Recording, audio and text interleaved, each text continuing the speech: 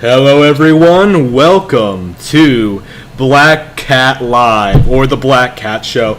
I'm so new to this, I have no idea what I'm doing. I have no idea what my long-term goals or plans are with this thing. I just decided, I might as well start a podcast. I might as well talk about things that are going on in my personal life or in the world at large. Maybe once a week or so, like maybe every Friday around 7-ish. I haven't quite figured out the details yet. I just thought that, like, hey, I would fire this up, I would give it a go, I would give it a shot, and talk about controversial topics that certain other people aren't willing to talk about. Like, the controversial topic people are divided on the specific situation of the Ethan Ralph thing, which we are going to get into shortly. I haven't really dived down into this yet. I have a very, very vague idea of what happened, but it's Ethan Ralph being a fucking retard again. Who possibly could have seen that coming? Like, man, gee, I wonder if that guy who randomly got into a crazy fight with his own best friend, Andy Worski, for no reason. Well, anyway, it's really weird how aware I am of these people, even though I don't really follow them at all. I didn't even hear of Bloodsports until, like, the whole Tonka Saw thing, and the whole thing fell through. Oh, no. I first heard of Internet Bloodsports when it came to Mr. Medicare talking about it on Painkiller Already, the podcast he was on, talking about Wings of Redemption. Like, he mentioned it in passing, and back then it was like a seemingly some hot new thing. It was some seemingly big new idea, some big new thing. It was like the hottest thing on YouTube, man. Andy Worski was like arguing with people. It was a good time, supposedly. I was not aware of this until it was already over. So, like, I'm sort of in this weird position where I sort of observe these people as they're going through their train wreck of a life. Like, all of these people are completely fucked up. I imagine the only reason we don't make fun of Medicare more is because we don't know all that much about him, because he doesn't broadcast every detail of his personal life on social media. He finds that, like, detestable, which I kind of do agree with. Even I share more information about myself online, I think, and I'm very much opposed to that as well. But Ethan Ralph, though, the Worski, like, these people, man, they're completely insane. They're completely out of line. Even in their own circles, they keep blowing up and keep having these massive disasters, and the people who are reliant on them to sort of keep their income going. I think the Gators, the Bibbles, like the regular Killstream people, right?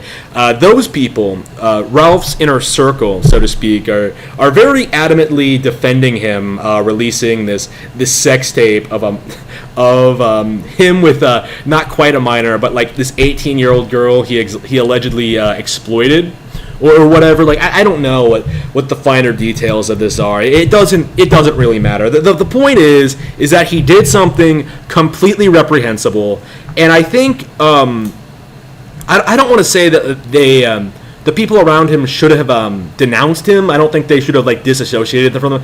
I kind of agree with Nick Ricada on this. Is that, like, yeah, you should be free to come out and say, like, yeah, that's pretty faggy, man. But you also need to come out and say, you know, I'm still your friend. I'm still here for you. We still have whatever relationship we have or whatever. Because, like, when you get down to it, plenty of people in your personal life are going to fuck you over, or going to, like, do things you don't like, or do things you don't approve of, or do things you find morally reprehensible. Like, that's the nature of associating with people, man. Like, sometimes they're going to do things you don't like. It's up to you to sort of surround yourself with the people and things you want to be surrounded by. And but the thing is, Ralph has clearly alienated and fucked over so many people, and seemingly blames basically everyone but himself. Like, it's weird. I've heard all sorts of stories. Like, all of his weird rivalries with all these weird internet personalities, like the Daily Stormer people, Kiwi Farms, Null from Kiwi Farms. I'm trying to think of who else. Just random ass antagonism for no reason, and it's just oof, fuck.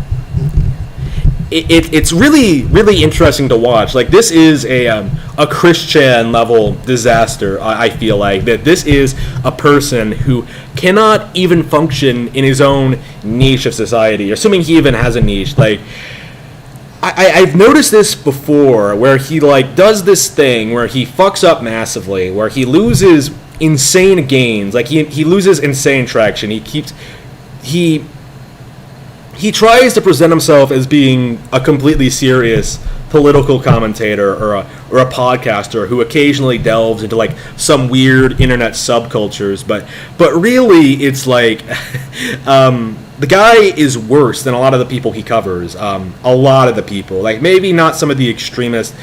Maybe not the rioters or anything like ridiculous like that, but a lot of the people he's had beef with.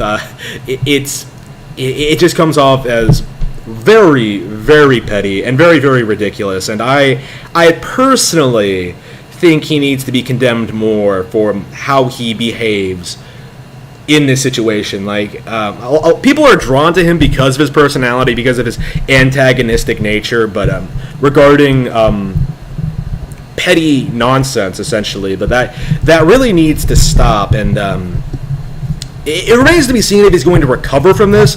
I imagine he will, to a certain extent. When you have like an audience, when you have a following, when you have any kind of following, like it's really difficult to like kill it off entirely. Like when you build it up, you're gonna have people who are loyal. You're gonna have like very dedicated fans, who and people who just want to watch the train wreck. That's what I think is the main reason so many people are talking about this right now. Is that this is a train wreck. This is ongoing, and this is not the first time this has happened. It's very, very interesting to see and watch, and I hope that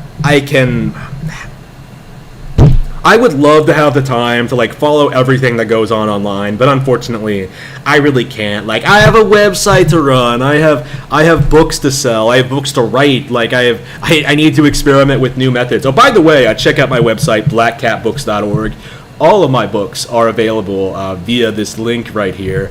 Love writing books, and I hope to continue delivering quality content for you guys, as I have been for the past while now. But this is the first live show, so hopefully not the last. Hopefully we can grow from here and do new things and things like that. Maybe we should go over some of the the Twitter situation. Go over some of the top Twitter comments. Yes, the retort has been aborted. I do agree with that. Ralph, it's like he's a time traveler, and he went back to his mom and was like, "Hey man, hey lady, you need to get an abortion. Your kid is going to cause all this trouble and mayhem. The world is going to be a better place without him." Like, it's like that. That's what happened to the retort. Like, it just Ralph was not canceled. He ended it himself. He quit the podcast on his own terms, or like alienated people on his own terms. Like, it's just a self-abortion, we could call it. All right, so we have lots of comments here. I think we're going to go over all of them, and I'm hoping this is all safe for work. I'm going to assume it all is because it's on Twitter. Forgive me, YouTube, if Twitter is not being completely compliant with what we're doing here. I really don't want to see Ethan Ralph's sex tape. By the way, I still personally have not seen it. If I could see it on stream, I probably would, just so you could see my reaction. But unfortunately, I mean, it's not that I don't trust YouTube. It's just like I respect the terms of service. I respect YouTube. I love YouTube. Please promote me on your most recommended page at YouTube. All right, so here we are with some of the top. Oh, here, look at this handsome devil. Follow me at Cody Coyote 64. So, yep, let's see what people have to say about Ralph. Me and Faith are still together. I did not leak the video. The ex-boyfriend leaked it. What? What? Is he seriously trying to claim that? There is no way. There is no way. How would an ex of the girl you're fucking leak a sex tape with you in it? Like that doesn't make any sense to me. That would be like, damn. Am I being watched? Like every time I go home with like a different girl, am I being followed? Like, is every guy she's ever talked to like following behind me, like taking notes on what I'm doing, videotaping me, taking photographs, having evidence for when I fuck her? Like, what, for revenge porn purposes? Like, no, that's ridiculous. Like, what's the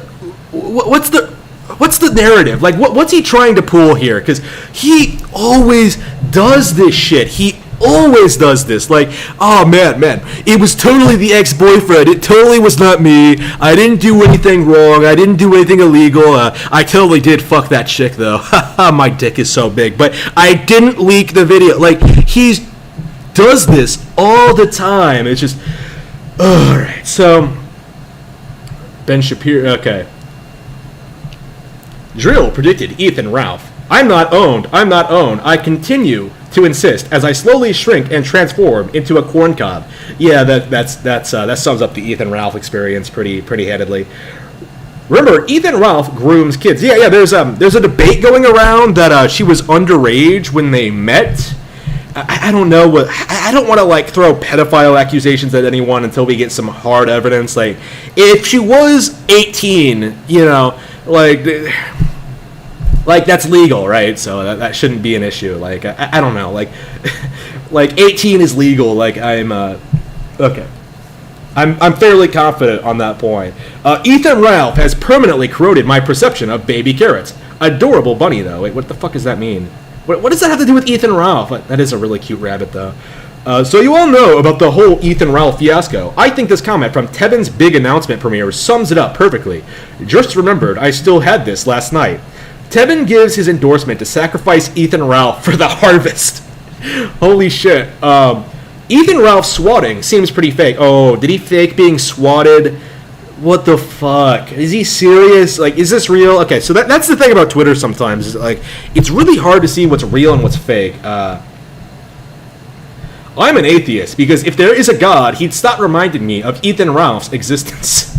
I would not fuck either of these things. Oh, yeah, opposite extremes here.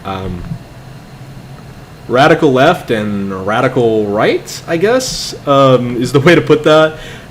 Ethan Ralph really let himself go. Ralph looks worse than that, going by what I've seen recently. Holy fucking shit. Ethan Ralph is such an embarrassment. Yeah, these are all no name. Let me just get to the top. Okay. Hang on. Where is the actual highest rated tweets? Okay. Why are they buried? Hang on. I had the... Okay. Let's type this in again, because I can't use Twitter. I actually do not use Twitter at all, funnily enough. I just use it to promote my books, so this is kind of new for me. Here we go. Yeah, I wouldn't use social media at all if I wasn't specifically trying to sell a product. But anyway, let me see here.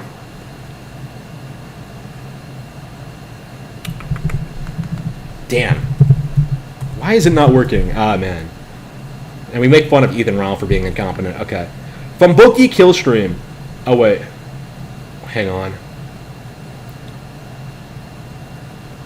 Killstream was good for a short stint and had its ever-dwindling rare moments after, but after getting burned by Donga, I just assumed every IBS streamer would eventually self-immolate.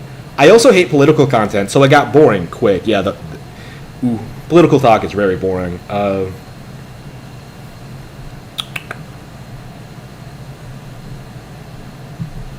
Hang on. Okay, yeah, Mark Jarbo, this is what I wanted to look at. Okay, so let's recap. Ethan Ralph groomed a mentally deficient teenager he met online. He moved her 3,000 miles away from home to live with him. He attacks her dad online. He uploads a sex tape to get revenge on her ex to isolate her. The Ralph retort is the new JF. Okay, so let's look at this. I need this to be verified because like I don't doubt any of this, but it is coming from the Boulder King himself, Matt Jarbo. Does he still have the? One would need to be lacking in common sense and wit to be manipulated by the pickled, methanol-stained mind of Ethan Ralph of the Ralph retort. His co-host is Andy Worski. Nuff said. Yeah, Worski is very annoying. I haven't seen enough of Worski to like really talk about like what I don't like about him as a person, but yeah, he is very annoying. Let's see. Who the fuck leaked Ethan Ralph's sex tape? What do you mean it was Ethan Ralph in an attempt to one-up a guy? Wow, Ethan Ralph's cock is somehow smaller than I thought it would be. Never thought I'd side with Kiwi Farms, but those boys using pixels to calculate the exact length of his micropeen is some good shit. Maybe people would like them more if they spent their time doing this. Okay, wait. We have to figure this out. Like, how big is it exactly? Haha, yes, body shaming. Yeah, that is. That's the thing that's wrong and bad in Ethan Ralph. Are you assuming Xanderhole is unaware of Ralph's Nazi credentials, or are you suggesting it is in some way wrong to make fun of the Nazi? I'm suggesting that there probably is better criticism to make than make fun of his penis size. In doing that, it contributes to belittlement of other men with small penises that are not Nazis and might be sensitive or insecure of such things. Oh wow! Oh no! You gotta look out for the small dick individuals everywhere. How long is it? We need a. I actually want to know, like, why are we looking this up? I had to endure graphic, nauseating imagery to find out. You will have to do the same to find out, Link. Go to Kiwi Farms. Yeah. I'm not sure if it's, if I can, stream Kiwi Farms on YouTube. I've never done that before. I don't think that's a good idea. We might come across something, unsanitary. Oops. Oof. So that's the Ethan Ralph situation. A lot of people all over the political spectrum are shitting on him as they should, and I personally do agree with it. Yeah, fuck him. It's not complicated. Fuck him.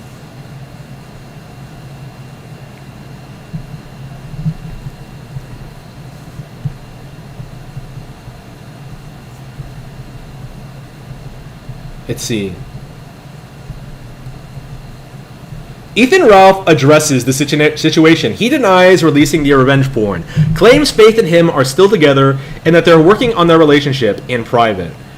Yeah, I really wonder how long she's going to stick around. Should we watch this? I mean, we might as well. We might as well get his official statement. Basically, intimate recordings came out of me and my girlfriend, and they're all over the internet, and other stuff happened between me and her that was leaked. And so liar. He's so full of shit. Whatever. So there was all so full of shit. And people have been starting a firestorm about that. And so that's basically what's been happening the last. Damn, he looks awful. Fuck. I have already made a statement on Twitter that I didn't leak anything, do anything untoward, do anything criminal. Yeah, sure you did. And that's fine. I guess I have to get this out of the way. I know people are going to make jokes about it, and there's already been super chat jokes about it, and that's why I started thinking, well, before there's too many jokes, I want to get here and be serious. In all seriousness, I don't, it is what it is. Yeah, he wants the damage controller. It is what it is, man. It is what it is. Damn, how embarrassing. Godwitson blocked me the same way Monday Matt and Ethan Ralph did. Yeah, Ethan Ralph is kind of a hypocrite I've seen. The whole Monday and Matt thing. What was the situation with that? Right? Don't flag other people's content. Don't use your influence on YouTube to take down other people's videos and things like that. Right? That was the issue with Monday and Matt. But here Ethan Ralph is pushing for. I don't remember who it was. He wanted someone taken off of YouTube. He was pushing people to do it. I don't remember exactly what the context of it was because again I don't watch this guy. I don't know everything. I don't follow everything he does or anything like that. But I'm just an internet show personality. Okay, an amateur internet show personality, and I have no idea. Ethan Ralph has many people blocked. I don't think he has me blocked yet, but now that I'm talking shit about him, he probably will. Any plans to cover the Ethan? Okay, I don't think. I think we've run this. We've run this dry. We've talked about the situation. We talked about the allegations. We talked about his response.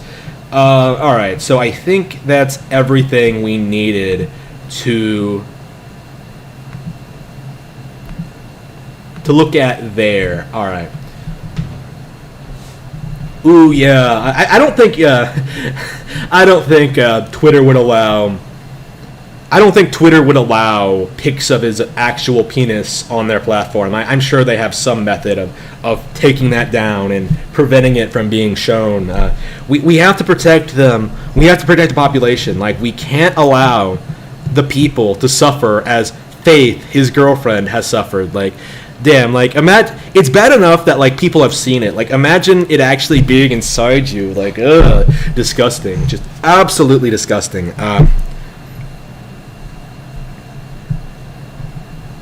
Yeah, he looks awful. He is not taking care of himself at all. Like, I don't think I'll, you can tell, like, he needs to get exercise, he needs to eat better, like, really, get off his ass. Yeah, he looks really awful. He really is in his 30s, and he looks like he's in his 50s. That's not good, at all. Yeah, that's the other thing about Ethan Ralph, is that, like, this isn't going to be the end. That really needs to be said, because I think, like, Ralph himself and Ralph and his cronies are kind of in this mindset that, like, yeah, let's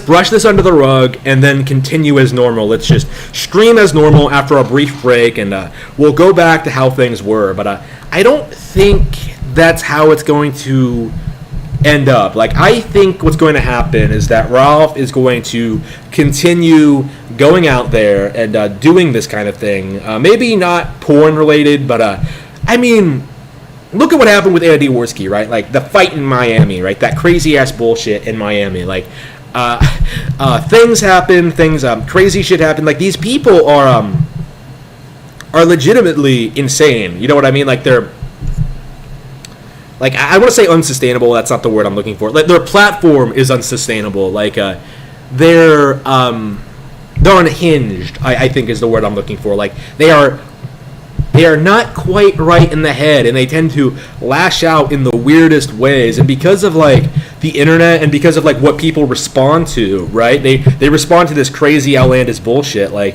they keep getting an audience, and they keep getting enabled to go further. Now, Ralph has already been in jail once. Like, he has already been in jail once. So what I think is going to happen is that he's going to do something more serious eventually and go to jail for a longer period of time. I don't think he's going to go to jail this time. I think Rekieta has already come out and made a statement saying that, like, yeah, he might not actually go to jail. It depends on, like, what Faith does. Like, if Faith, like, comes out and says some I don't know. I don't remember what the actual situation is, but, like, a big part of this on her and how, like, she feels about it, I think. But we'll have to see. We'll have to see how this situation develops. Maybe we'll cover it again on the Black Cat show. Yeah, so definitely E-drama, I suppose, is the name of the game here. Stuff that people will actually want to watch. Yeah, so right now, Ethan Ralph is the big thing I saw happen this week. But there are other things. For one thing, our favorite Muppet, Arlo, he hasn't uploaded the video yet. I think he's in the process of making it. Our boy Arlo has indeed finished Paper Mario: The Origami King. Now, for those of you who are unaware, Arlo is... Wait, is this actual Arlo? All right. He keeps changing his... I hate people who keep changing their Twitter name. I just hate it. You always think it's like a fan or something, but yeah. Okay, so yeah, Arlo, the YouTuber who's infamous or famous, I should say, for condemning Paper Mario Color Splash. Like, how dare Nintendo make a Sticker Star sequel? How dare they deviate from the established formula in the first two Paper Mario games? How dare they try something new? How dare they be a little bit different? How dare they make something that I don't want to play? Arlo, you know what I mean? Like, this guy, the Blue Muppet, the poster boy, I think, for current year Switch era Pretendos. I found a couple of other people like that. Actually, I should probably bring that up here. I might as well bring that up on the stream. I discovered this this blog, and I really want to talk about it on stream. So, Arlo was the person, right? The person behind bring back the 1,000-Year Door or whatever it was. Like that entire Twitter movement to bring back a classic Paper Mario, or when that failed, to bring back a remake of the 1,000-Year Door, and he really is. He really does represent the last sort of barrier to Origami King being regarded as a great game. Like, this guy is the poster boy for the Paper Mario Pretendos, the autists, right? These obsessive fanboys who can't move on, right? Who can't accept the fact that, like, modern Paper Mario is different than the classics, right? Like, this guy is an obsessive fanboy who can't let go of the past and try something new, essentially. Like, he went after a perfectly good video game in Paper Mario Color Splash purely on the basis that it wasn't what he wanted from Paper Mario, right? Like, he didn't judge the game based on its own merits. It was entirely because, yeah, this game isn't like the 1,000-Year Door, so it's bad. That was his mindset. That was his opinion, and it was laughable then. I condemned it then, but I have a little bit of a platform now. I have a little bit more of a platform. I have a little bit more influence. I have, like, my own YouTube channel. I have my own website. I can stream games now. Like, I can sort of. I'm a little bit more established. Let me say this right now. If Arlo goes after Origami King and tries to call it bad, let me tell you right now, before the video is even up, that Arlo is completely full of shit. Now, I haven't played Origami King a lot because I personally have been very busy over the past month, but Origami King, going by what I've played, is positively fantastic. Like, I love this game. I think I don't want to say it's as good as Color Splash. I think I do prefer Color Splash over this overall, going by what I've played, but I do think Origami King, more than the others, really emphasizes some of the creativity and artistry of the originals, and the original level design. You know what I mean? Like, Color Splash had, like, the characters and the funny dialogue that made the originals iconic and memorable, but I think it's Origami King that really comes full force and really gives you fun, inventive environments to explore and to do things in, and have a great, compelling combat system. Not that Color Splash and Sticker Star didn't have great combat systems, but, like, it felt like with Sticker Star especially, it felt like they were trying something completely new and didn't hash out the formula yet. They didn't really hash out what they wanted to do exactly, but with, like, by the time Color Splash came out, they really nailed it. And Origami King sort of changed what they were doing with that. Like, it really does evolve what Color Splash is. Like, my big complaint with Origami King is that it's basically like the 1,000-Year Door. It's basically Color Splash 2, the same way the 1,000-Year Door was Paper Mario 2. I prefer new things as opposed to, like, rehashes of old ones, and Origami King in some ways is kind of a rehash to Color Splash, which is kind of a bummer, but in other ways it's very fresh and new. Like, I don't know how I would rank these games, because it would be very difficult to rank them, honestly, because I think they're all so different. Like, the 1,000-Year Door, it's one of my most played GameCube games ever. I put something like 80 hours into that, at least, probably over 100 overall. One of my favorite games of all time, right, when it first came out, and I played that game so much when it was new that, like, it's kind of boring for me now. So it's really difficult for me to, like,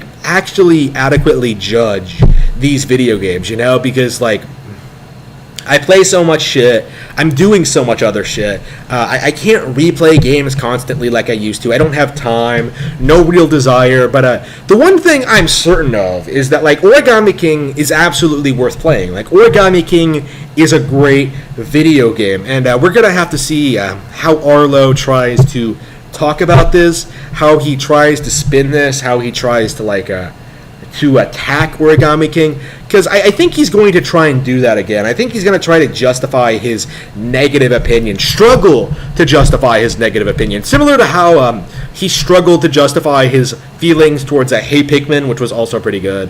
Like, anything different is bad in his eyes, and that to me is kind of a despicable stance. Like, according to him, like, we really should have never moved past Super Mario Bros. We should never have changed. We never should have had Super Mario Bros. 2. We never should have had the world map screen of Super Mario Bros. 3. We should never have had, like, the deviating paths of Super Mario World. We should never have had, like, the 3D plane of Super Mario 64. That's kind of what he's saying. That's kind of his opinion. Like, he doesn't want to admit that he has issues, right? Problems with games for being too different with what he's comfortable with, because he absolutely is a casual player. And I suppose we should actually look at the responses to these tweets.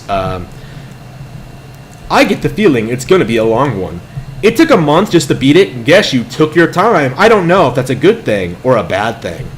He did have at least one, if not two, short breaks for family vacation. 2 breaks for vacation in a month? What the fuck? That Pikmin 3 he did take his time with. Wait. What about those guys who feel indifferent? Haven't finished it just yet, but I plan on doing a review. It has some redeeming qualities, but overall falls short, and it's an incredibly unbalanced game. My stats near the end of the 1,000-Year Door versus me halfway through the Origami King. Wait, what? What is he... Who cares? Like, you have more things to buy in this game, don't you? Like the newer Paper Mario games give you new coins. That's nothing new. Like, why are they complaining about this? Like, oh, the Paper Mario games don't have EXP. Like, of course they don't. They haven't since Sticker Star. Like, they've been balancing the game around that concept since Sticker Star. It's nothing new. It's not controversial. Like, they're trying to make these things that aren't really issues into complaints. Like, they're legitimately, like, coming out and, like, saying that, like, oh man, it's not like the 1,000-Year Door, so it's not nowhere near as good. Unbelievable. Yeah, I'm not a fan of the Blue Muppet or his fans or, like, other Nintendo YouTubers like Scott the Woz, and I don't know how many of these people are actually out there, but man, it's so frustrating. It's so frustrating seeing these people all the time complain about nothing, really. I mean, to be fair, I haven't played a lot of Origami King, but it's not because I don't like it, it's because I'm legit busy. You know what I mean? Like, I'm doing other things. Like, I don't sit around playing video games all day. Like, shit. Oof, Arlo. So, yeah. All right. So, check out my books at blackcatbooks.org. I'm working on a new project, Grimm, right now. I've talked a little bit about this already. The evolution of an idea, Grimm. I'm not sure if I should read this entire article here, but basically I talk a little bit about this upcoming dark fantasy project. It's already changed quite a lot since I first conceptualized this. Already I'm looking at this, I'm just like, wow, I'm working on something completely different. I'm not sure when I'll finish Grimm. I think I will go back and finish Rabbit Hole. I think that's something that will really, really take off now that if I just podcast its existence. Maybe Rabbit Hole, I think, is something that might actually be interesting for the internet at large. Grimm is just a dark fantasy. I think well, not really just a dark fantasy. I'm very happy with Grimm, but I think Rabbit Hole is something the internet will really, really enjoy. Big fan of what I'm doing with Rabbit Hole, and I can't wait to return to it. I took a bit of a break from it right now to work on other projects, but I am still working on it, so stay tuned for that. Check out the website for more information on that. And all right, so check this out. Check out this blog from internetisinamerika.blogspot.com. Wow, a WordPress blog. How incredible. How insane. The Nintendo Switch sucks, and I hope it bankrupts the company.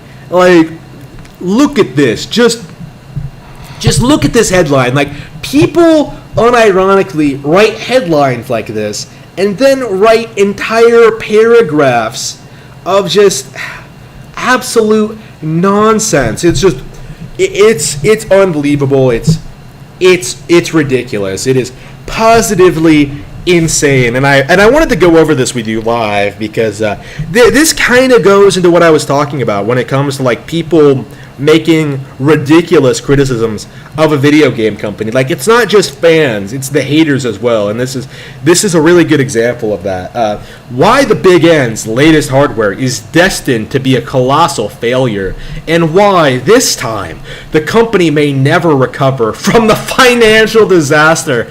May I remind you that the Switch is well on its way to outselling the PS2, the greatest console ever. I believe it just outsold the NES.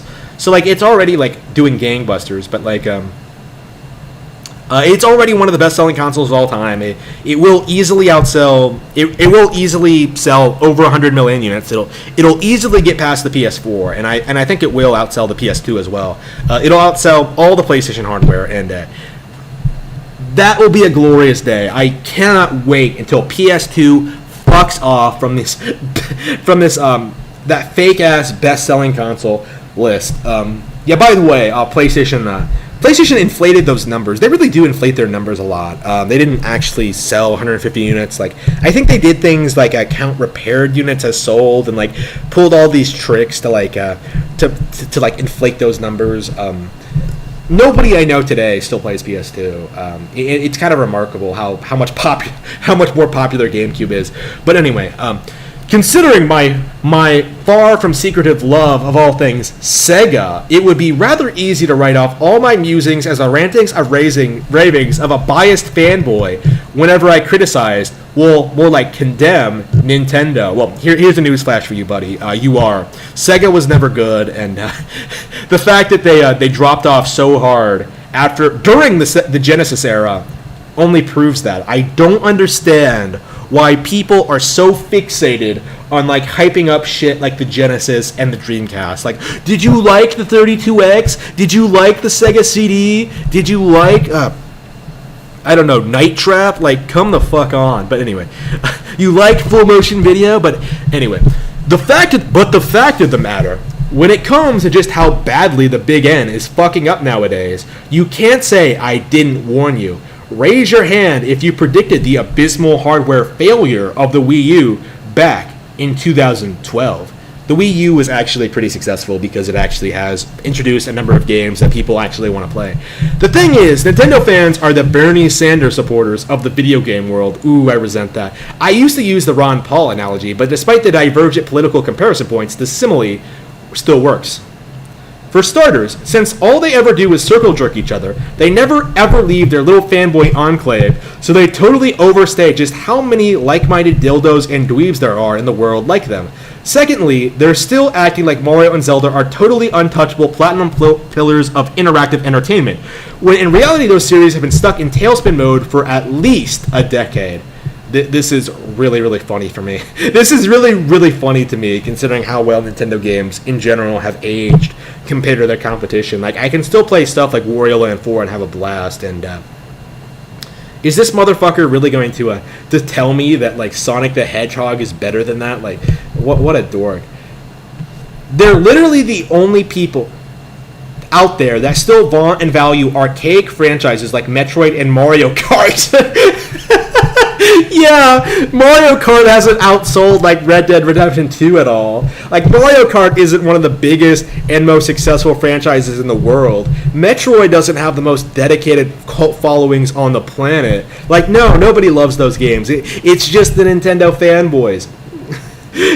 And have actually convinced themselves that everyone outside the Nintendo cum bubble is secretly envious and revere their legacy games, when in reality, don't nobody anywhere give a shit about Animal Crossing, sold 22 million units, or Star Fox, one of the most popular games on N64. No more. The only people who think Nintendo is still relevant in this, the post-iPhone and iPad era, are the clueless, delusional Nintendo nut huggers who have tricked their brains into accepting underwhelming crap like Splatoon and Super Mario Maker as alleged AAA titles. I want to see what this guy plays. I really, really would like to see this guy try to justify Red Dead Redemption 2, The Witcher 3, or Call of Duty. Like, come the fuck on. Splatoon is the closest thing we've had to a new AAA IP in the past decade. Like, come on.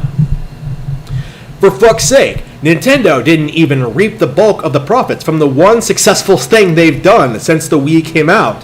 Pokemon Go, they totally made money from that. What are you talking about? Clearly, this is a digital empire in decline, if there ever was one. And for those of you who want to give me a lecture about the success of the 3DS, just remember, the original PSP still has it beat by a good 15 million unit sales. So Nintendo, as a company, a brand name, and a developer of video games, is pretty much the multimedia equivalent of everyone's favorite senile 70-something communist from New Hampshire. Nothing either of them propose would work. They don't know a thing about how mainstream Americans think, and both are depressingly stuck in the past, hopelessly clinging on to their Gilded Age accomplishments, like the triumphs of 1994 mean anything to anybody except their most rabid of autistic cult members. Ooh, he called me out for being autistic. Ooh, he's so hard. Ooh. Or, to put it another way, Nintendo, much like the prospects of a Bernie Sanders presidency, is doomed. Yeah, everyone keeps telling me the same old tired shit about Nintendo having so much money in cash reserves so they'll never go out of business.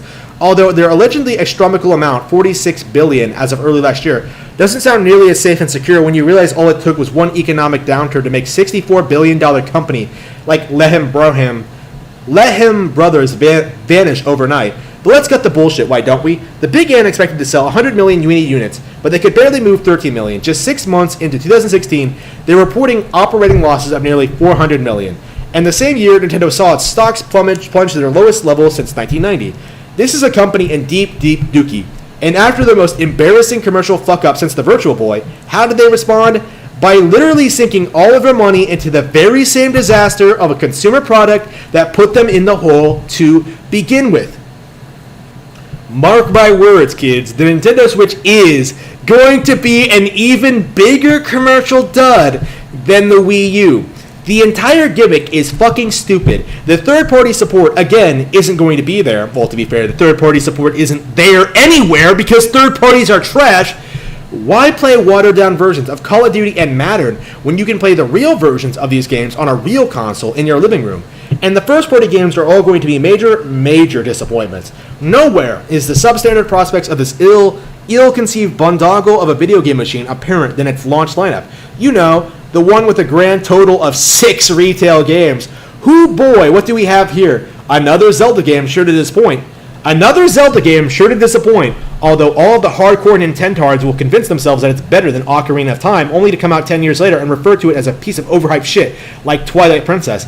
A fucking Bomberman game that has the exact same gameplay as you'd find on a TurboGrafx 16 released 25 years ago. A glorified redo of a homebrew game whose overrated inspiration sucked out loud.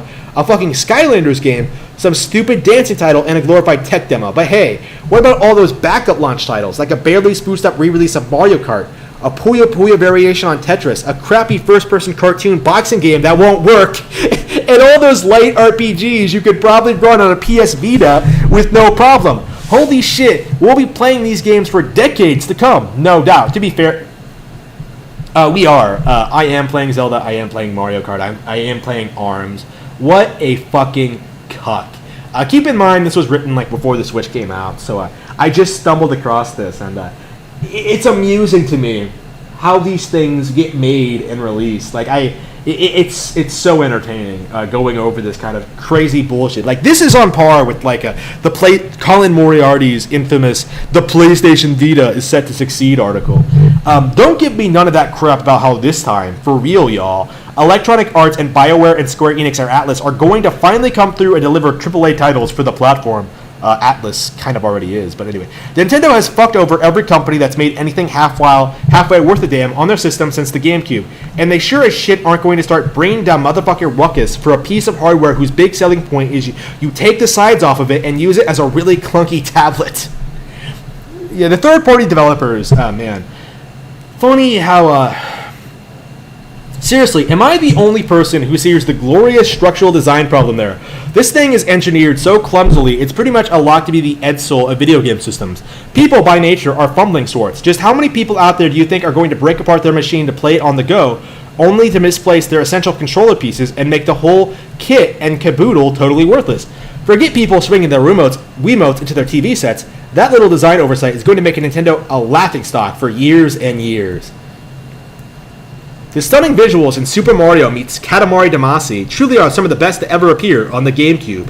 It looks like a GameCube, guys. Yeah, nice try, but really, when you get right down to it, I need to make a video about this. Graphics really haven't changed all that much since the GameCube. Like, when you get right down to it, all that's really changed are the textures.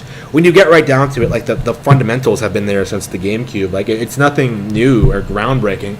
Like, it's the same thing. But anyway, the Switch is one of those things like New Coke that in hindsight can't be seen as anything other than a gargantuan mistake.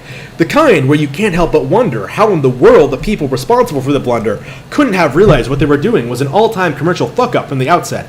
It's hard to believe a company with so many veteran video game businessmen agreed to double down on Nintendo's greatest marketing snafu in 20 years, or why Nintendo loyalists think the thing would have been a success at all. But therein lies some pivotal business wisdom we can all benefit from. Since we're talking about a video game company fucking up, I suppose it's only fitting that I use another video game analogy to dissect the great big error Nintendo... What error?! Like, we've been reading like a couple of thousand words, like a couple of paragraphs.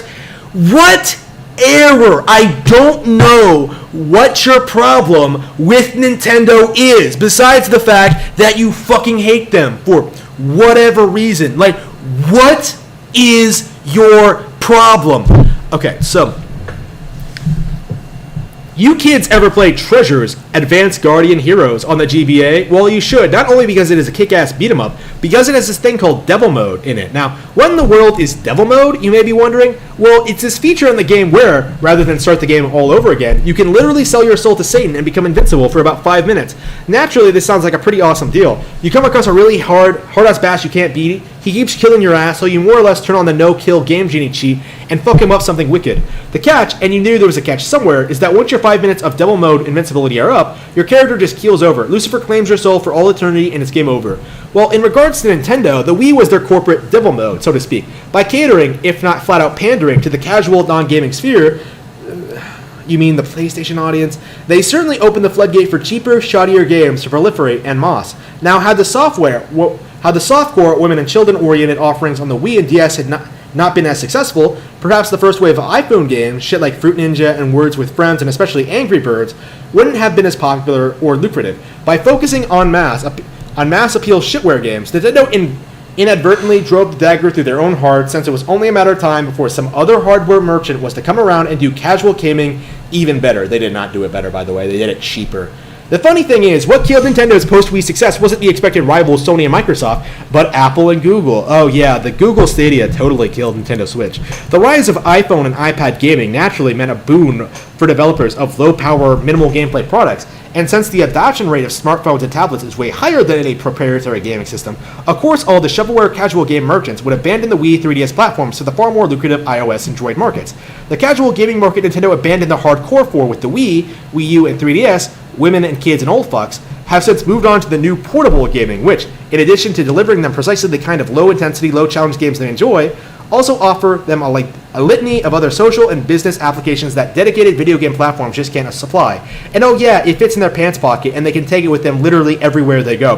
Funnily enough, I feel like we're sort of reaching the point where a lot of the big mobile games are also getting releases on console, because, like, of course, it has the games are becoming more advanced, and it's like, if you're becoming more and more advanced, of course, eventually you're going to move on to consoles. So, of course, you're going to have a bunch of people starting out on phones who move on to Nintendo Switch. Like, it's not an unobserved phenomenon, is what I'm getting at. So, even Red Charles can see why the Switch is such a horribly stupid idea, and he's dead. You see, Nintendo thinks people play iPhone and iPod games because they are mobile and usually incorporate some sort of delayed Wi-Fi multiplayer element. Hence, this horrible console unveiling video that shows millennials breaking out the controllers for NBA 2K pickup games at basketball courts and carrying their machines over to rooftop Tigers to play Mario Kart.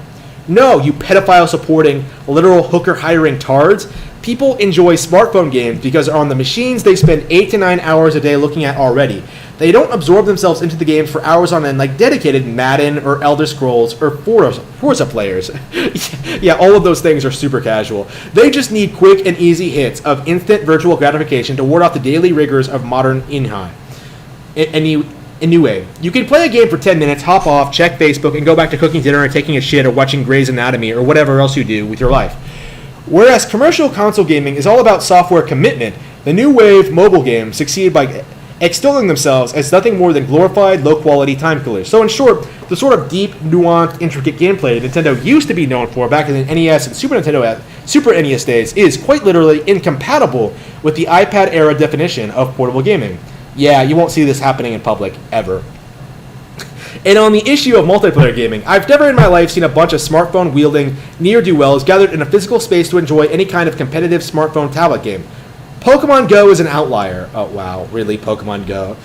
But again, that's already proven itself to be a short-term, dare I say it, devil mode-esque fad that Nintendo barely profited from. The likelihood of Nintendo replicating that success with the Switch is practically zero, since the whole Pokemon Go craze hinged on the fact that hardware adoption rate to play the game was already high, if not culturally ubiquitous. Unless Nintendo's plans are going cross-platform, which means partnering with Apple and Google, something they almost assuredly would never do under their current leadership structure, there is no one in hell the company can ever remotely comparable to Pokemon Go. Let's see.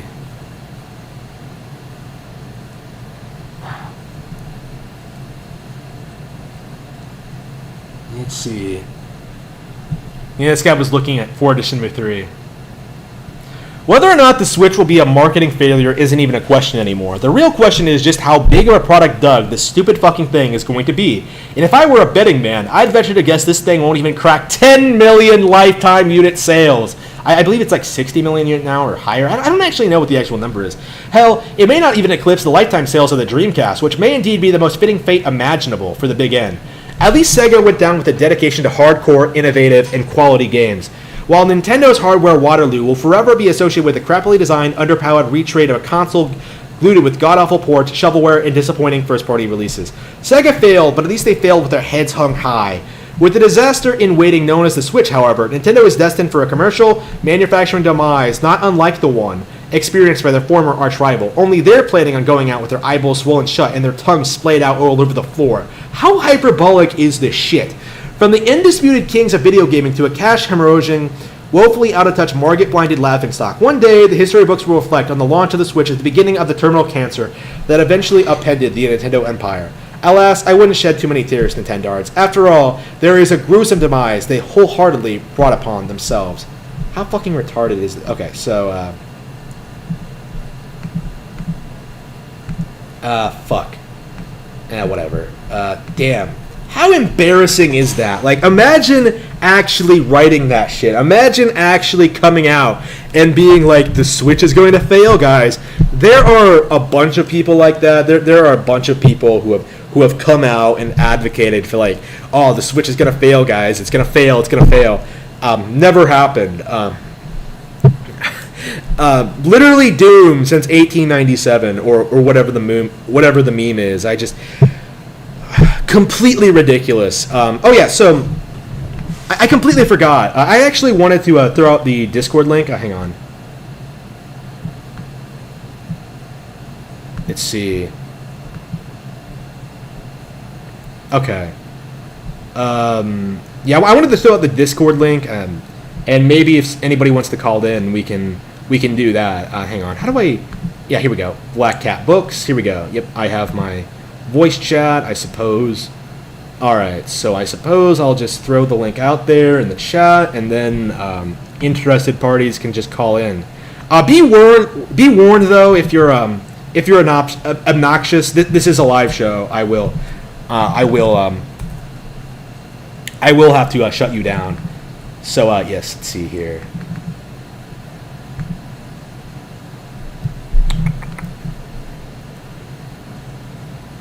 Hang on, how do I send the link? Oh, here we go. Yeah, I'm such a pleb. All right.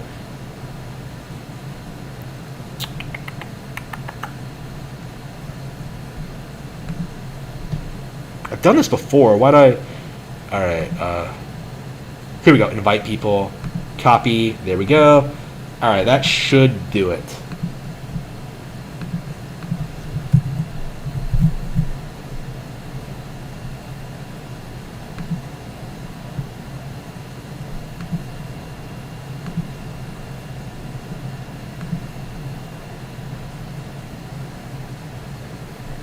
Oh, I have 2 dislikes on the video.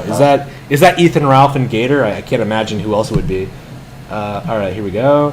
All right, so I'm throwing out the Discord link. Feel free to call in, and we'll see if it works. I have not done a live call-ins in a while. We'll have to see how this goes. I definitely will have to. I will have to adjust.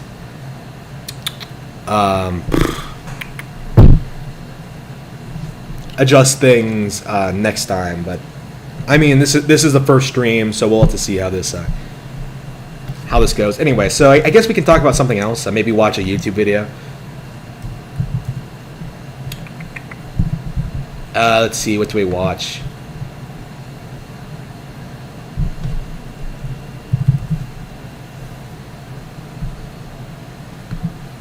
Let's see.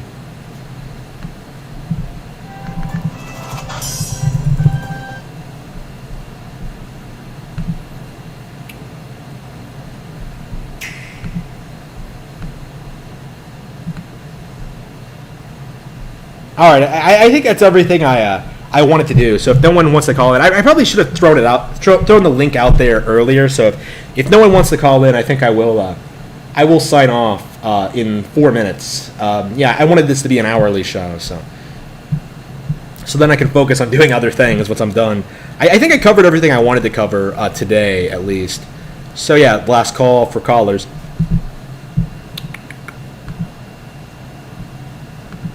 I guess we could just look at 4chan and see what they're up to.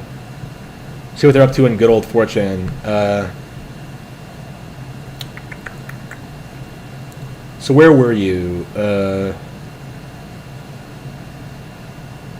yeah, we're gonna have to talk about like the PS5 hype cycle for sure.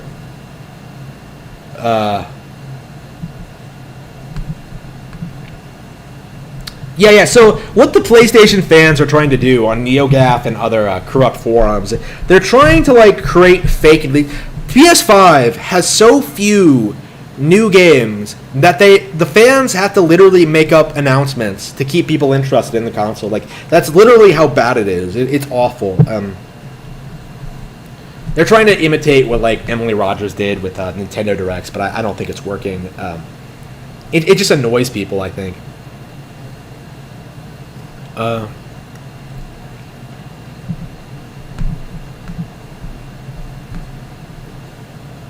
Let's see.